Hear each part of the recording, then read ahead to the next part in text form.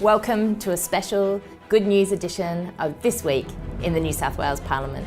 I'm Jenny Leong, the Greens member for Newtown.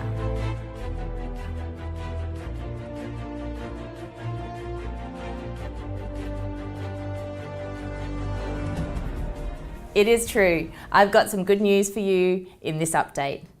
First up, you won't believe it, but our motion supporting housing as a human right passed through the New South Wales Lower House. That is right.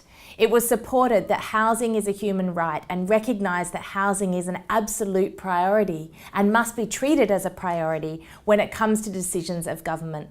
We know that we accept the idea of universal healthcare and education. We know that access to these things should not be determined based on your ability to pay. They are not optional extras. And we need to make sure that housing is treated in the same way so that people don't sleep rough at night, so that people have a secure and safe place and a warm place to call home. It is unacceptable to me, it is unacceptable to the Greens that we continue on any further on the idea of prioritising housing profits, prioritising housing developments over the need to actually solve the housing crisis. And what we are seeing today is support across the chamber for an approach to housing which recognises it as a fundamental human right. Westconnex has been a bastard.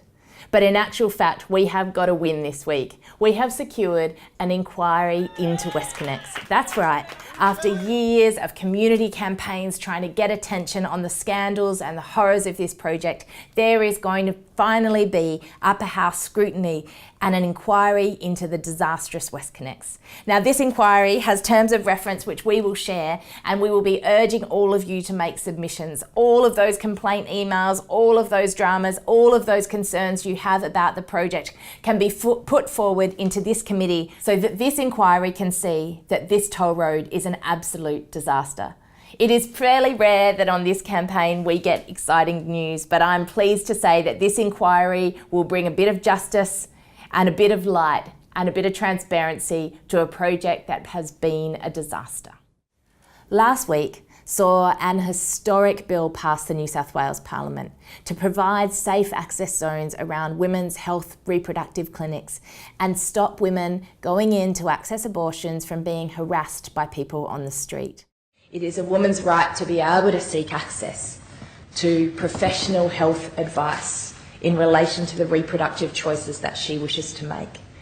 And by passing this bill today, what we are doing is saying that not only does a woman have a right to access those safe reproductive choices, but that she has a right to do it without harassment, bullying, intimidation or fear.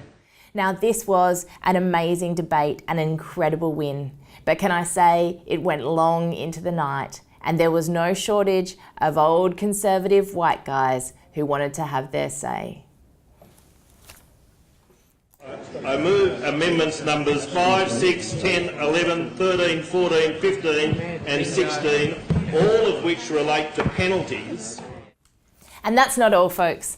We saw marriage equality be realised in New South Wales. That's right, the legislation passed, it's all official and it's happening. It was an exciting week and it was a pretty emotional occasion in the chamber to be able to be there with the member for Sydney, Alex Greenwich, as we saw this piece of legislation pass through and make marriage a reality for so many people right here in our state. It is truly wonderful to be here in this chamber with the member for Sydney to hear people from all sides of this chamber and all political stripes talking in support of marriage equality and these important changes to the births, deaths and marriages and many other pieces of legislation to enact the reality of marriage equality in the state of New South Wales. We also questioned the police minister on sniffer dogs and rallied for renters' rights. But don't worry, we haven't drunk the Kool-Aid. We know that it's not all rosy. Thank you, Speaker. My question is for the Premier. Given climate change is a pressing issue for our state and the Treasurer failed to mention it in his budget speech, can you explain why this is the third year in a row that the New South Wales Government has underspent the Climate Change Fund? I'm Jenny Leong, and that's This Week in the New South Wales Parliament.